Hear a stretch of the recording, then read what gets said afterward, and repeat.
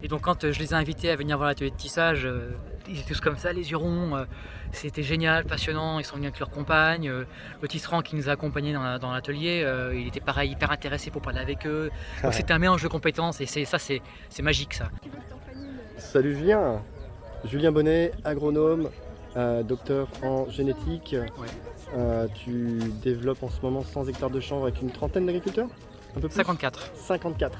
30 l'année dernière, Oui, c'est ça. autour du chanvre textile. Ouais. Donc ça décolle. On a fait 30 agriculteurs l'année dernière, 54 cette année.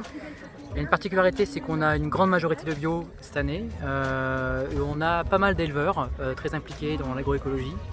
Donc ça c'est pour nous une valeur ajoutée qu'on veut apporter, qu'on veut montrer autour de la filière chanvre, c'est que le bio a du sens et qu'on peut cultiver en bio.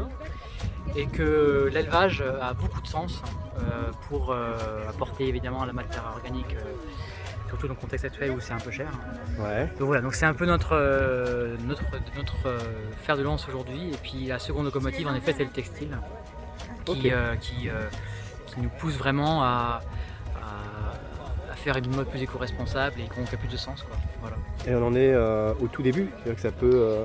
Alors la filière dans le sud-ouest, en Occitanie, redémarre. On s'échine tous les jours à faire cela. J'ai pas bien présenté l'équipe, c'est-à-dire que c'est Virgocop. Virgocop, les ateliers Tuffery sont dans la boucle. Alors Atelier Tuffery qui fait la confection, qui est en Lozère à Florac, est partie prenante de Virgocop. Okay. Dans Virgocop, on est environ 160 sociétaires, il y a environ 200 000 € de fonds propres aujourd'hui, ça continue de grimper. Et les acteurs aujourd'hui principaux de Virgo, on va dire qu'on est 5.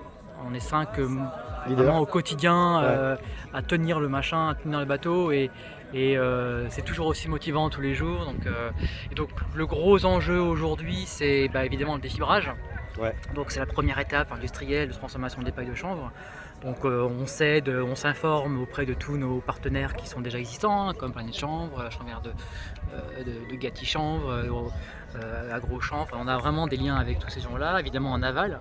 Okay. Mais Virgo, c'est aussi le tissage. Ouais. On a racheté il y a un peu plus d'1 an un atelier de tissage qui était voué à disparaître. Avec l'aide de Tuffery, avec l'aide de Eric Carlier, le Pastram.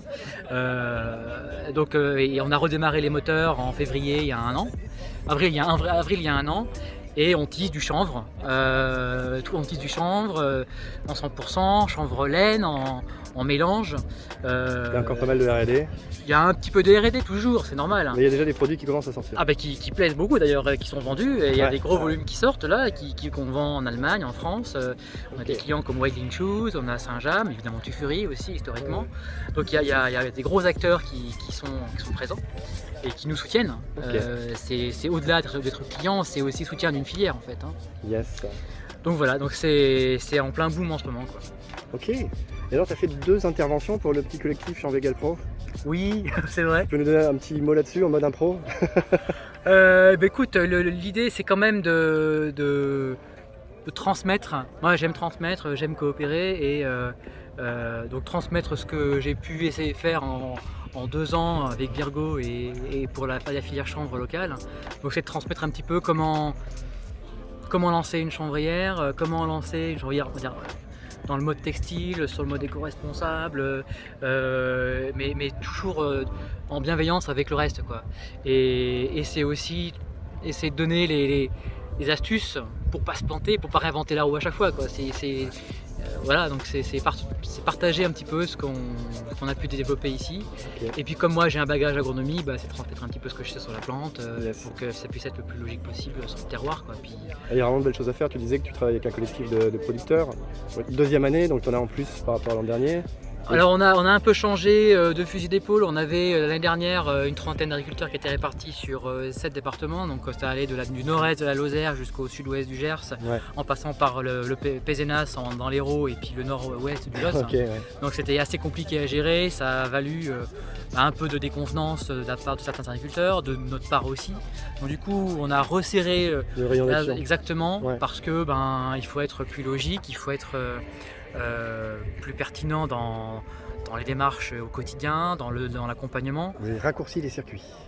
Un peu, ouais. Dans l'idée du circuit court, je veux dire. Ouais, voilà. Et puis il faut aussi être logique par rapport à ce que fait le chanvre. On va pas dépenser du carbone pour transporter les matières ou aller voir les agriculteurs, alors que le chanvre l'a stocké pendant 6 mois, quoi. Ouais. Faut être logique aussi. Et tu me disais, il y a un truc qui a vraiment bien marché, c'est quand tu les as emmenés, une partie d'entre eux, visiter les ateliers de tissage. Ouais, alors ça ça fait partie un petit peu de l'étude qu'on mène avec ma stagiaire de l'AgroPurpan, on se rend compte que les agriculteurs, ou j'aime bien dire aussi les paysans, parce que pour moi c'est pas un mot péjoratif du tout, Ouais. ils ont envie d'être impliqués dans la filière. Certains sont très intéressés par la filière textile, Ouais. ils veulent savoir où vont leurs matières, ils veulent être un petit peu, pas pionniers, mais parmi les premiers à se lancer dans une filière régionale qui a du sens, locale. Ok. Et donc quand je les ai invités à venir voir l'atelier de tissage, ils étaient tous comme ça, les yeux ronds, c'était génial, passionnant, ils sont venus avec leur compagne. Le tisserand qui nous a accompagnés dans l'atelier, il était pareil, hyper intéressé pour parler avec eux. Donc c'était un mélange de compétences et c'est magique ça. Et on a vraiment envie de le promouvoir de plus en plus. Génial. Comment tu vois la suite? La suite, c'est un gros challenge. x200 dans 3 ans. Dans 2 ans, écoute, on espère passer à 400 hectares, 500 hectares. Ouais, déjà. Défibrer évidemment un peu plus notre chanvre. Évidemment tisser nos fils, enfin, le fil qui est issu de fibres qu'on aura produites localement. Ouais. C'est un idéal. Et puis on sera logiquement, on devrait être une bonne quinzaine dans l'entreprise. Et puis c'est Virocop, c'est pas seulement le chanvre, c'est aussi la laine. Yes. Et la laine c'est un gros sujet qui nous chauffe beaucoup. Donc dans 2 ans, ouais, j'espère qu'on pourra avoir beaucoup plus de tissus, laine et chanvre qu'on produira et qui seront vendus. Ok. Voilà. Peut-être dernier petit message pour les gens qui sont en train de se dire Ouah, le chanvre il se passe quelque chose, mais comment faire? J'y connais rien du tout. Venez discuter. Franchement, il n'y a pas que nous à Virgo, hein. Il y a aussi ici dans la chambre bio, il y a dans le nord, en Charente, allez voir ABC Chanvre si vous êtes par exemple dans Camargue, allez voir Véridicalus en Charente aussi. Il y a plein de gens qui se mettent dans le chanvre et il n'y a pas que nous, quoi. Donc mais bon, voilà, si vous êtes en sud-ouest, en région Occitanie, passe un coup de fil et puis on vous répondra avec plaisir. Yes. Merci Julien. Merci Thomas, avec Laissez grand un plaisir. petit on juste en dessous. On voit juste ma main comme ça. Et à très bientôt pour une prochaine. À bientôt Thomas, merci.